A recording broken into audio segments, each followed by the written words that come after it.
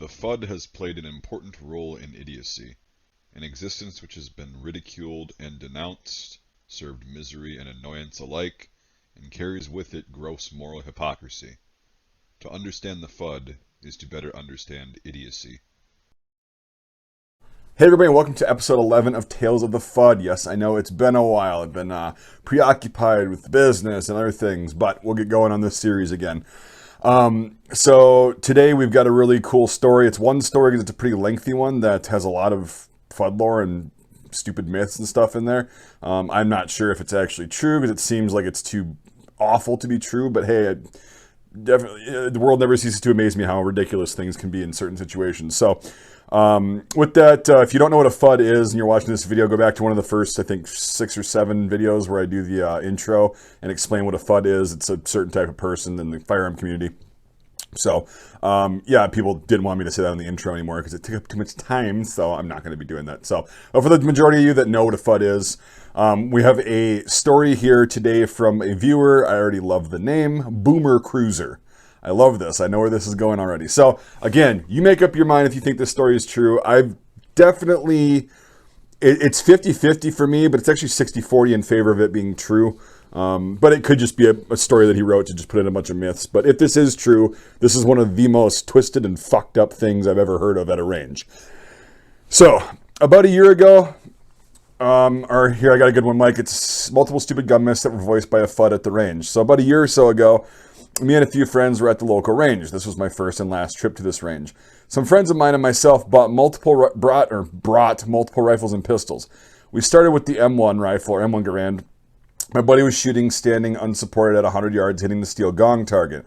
He fired the last round and the clip from the Garand ejected with the casing. The first thing I heard out of someone's mouth was, "Yeah, that noise got a lot of guys killed." I look over to my left, the next bench over, and there was an older guy, probably in his 50s, and honestly, he looked like what had just showed up at an 80s era Ted Nugent concert and had never left.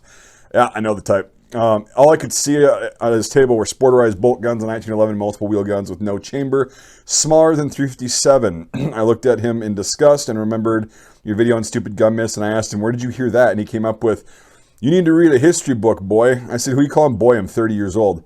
He also got mad at my other friend who was trying to zero his red dot on his custom AR-15 he built with a suppressor. He has one of those really light competition triggers in it, and he accidentally bump fired it when letting off from a trigger reset. The same Fudd got mad and started yelling at us, "Hey kid, you gotta wait 5 seconds in between shots." I looked back at him and began, and being ex-army and having deployed, I honestly was starting to lose my patience with this guy. There were rules about rapid fire, but I explained to him that he bump fired it accidentally during the trigger reset. He says, "No, that thing's semi-automatic. You can't shoot like that here." Trying to gather a response to whatever fucking reply I just gathered in my small-ass brain. I'm kind of retarded, but not a complete dipshit like this dude clearly is. I tried to explain how a trigger reset works and what clearly happened, and he finally got what I was saying. He called one of the guys that runs the range who wasn't present at the time and told him that we had had a negligent discharge at the fire range, or at the range, and we were being unsafe. Maybe an accidental discharge, but definitely not being unsafe.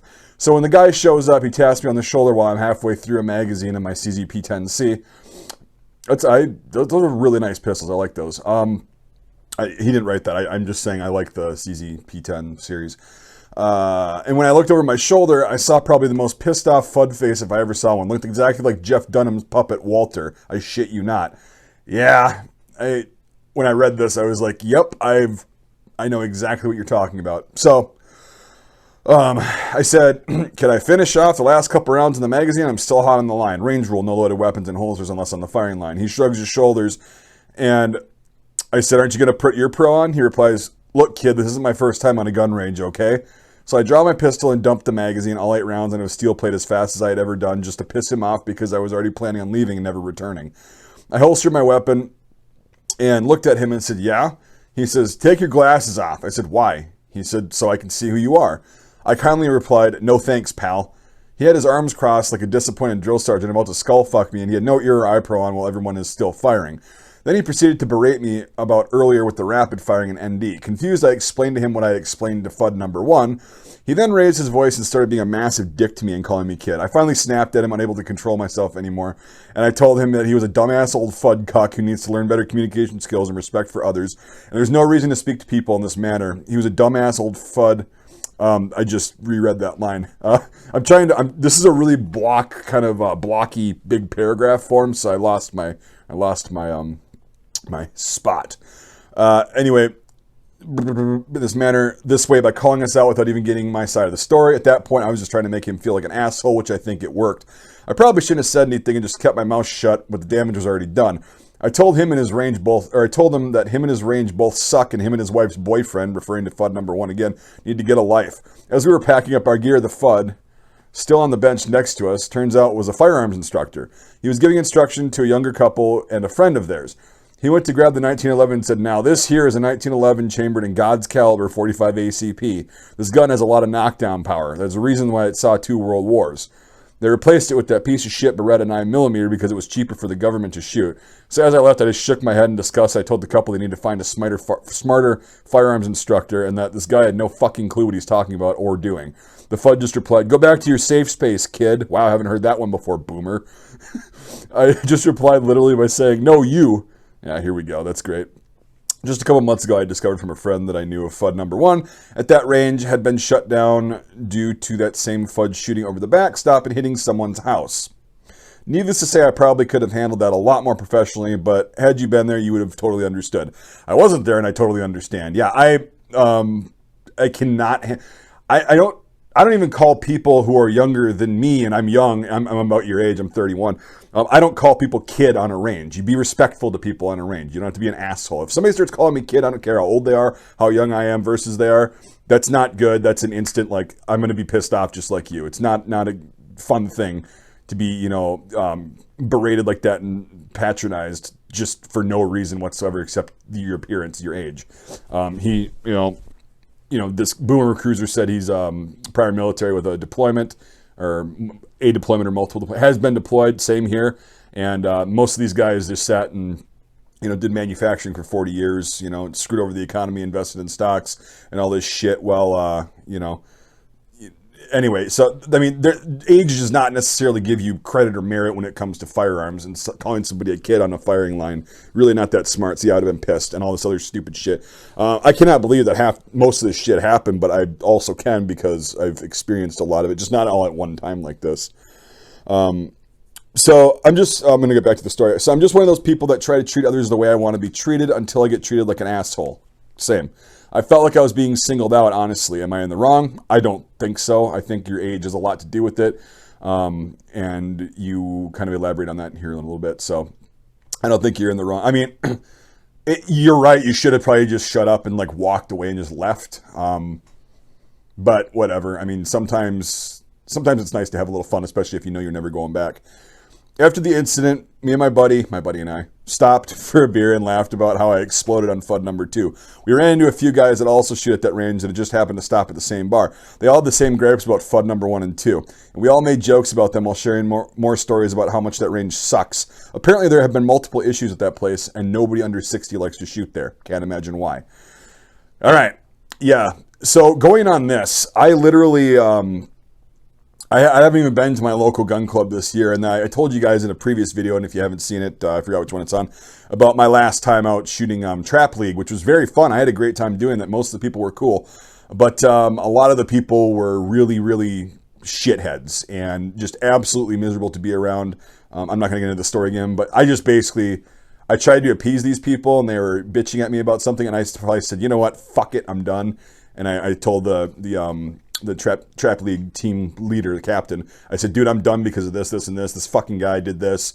And that was it. And he goes, damn, I'm sorry. But, and I use the rifle range periodically, the pistol range last year. But this year I haven't really been out to a public range because even at my area, it's a bunch of people that are just old. I mean, there are a lot of really good people out there. But when you run into these assholes, it's really just like, it's... people like that turn a lot of people away from, getting into shooting sports because they meet people like that. I've had to deal with them my whole life, and, it still just sucks. It's like it caused me to stop doing something that I liked.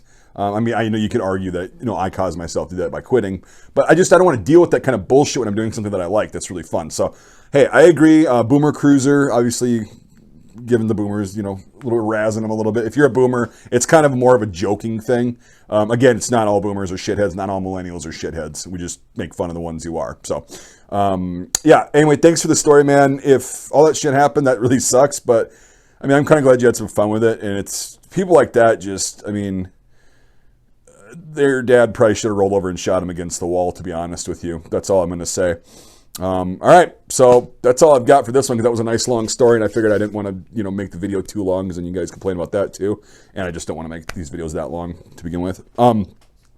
Anyway, so yeah, I want to take this opportunity to thank the sponsors of this video and my entire channel, my Patreon supporters and YouTube channel members. Because of you, I've been able to do a lot of cool content with a lot of cool props this year. Didn't do a lot of shooting, but we did a lot of helmet ballistic tests that wouldn't have been possible without help. So Devin K and I were able to shoot some really interesting ones. And now we have the videos for that. And also, yeah, it just helps fun doing, because I like to teach people with visual aids. And it does that, or it helps out with that quite a bit, like that World War I French uniform I got. So anyway, $5 a month or more on either method of support gets into my Discord server, which is pretty cool. I'm on there usually at least a couple times a day.